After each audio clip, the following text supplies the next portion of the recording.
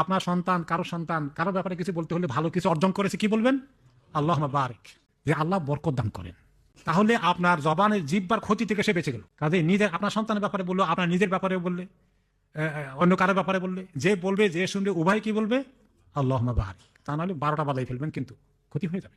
গর্ববোধ করা সন্তানের ভালো কাজ করলে। 1 নম্বর হলো, মানুষের ছেলে মেয়েরা যদি ভালো কিছু অ্যাচিভ করে, অনেকেই খুব ঢোল পিটে এটাকে প্রচার করে, এটা ক্ষতির কারণ হয়ে যাবে। প্রথম এটা বলি, অনেক ক্ষতি হবে, মানুষের বদনজর লেগে যাবে। আমাদের অনেকেই দেখবেন যে আমার বাচ্চা অমুক, মানে কি বলে এটাকে, জিসিএসিতে কতটা এ স্টার পেয়েছে, 12টা না 14টা পেয়েছে, একদম এটা মানে সোশ্যাল মিডিয়া পুরো ছড়িয়ে দিল। দেখবেন যে ও লেভেলে এদের পেয়েছে, এ লেভেলে গিয়ে উল্টে গেছে বোধ হয়। এত বদনজর লেগে গেছে। 1 নম্বরে খুব গর্বিত হওয়ার কোনো কারণ নাই। 2 নম্বর হচ্ছে, আপনি কেন গর্বিত হয়েছেন? তাকে আপনি তৌফিক দিয়েছেন না আল্লাহ তাআলা তৌফিক দিয়েছে? সুবহানাল্লাহ।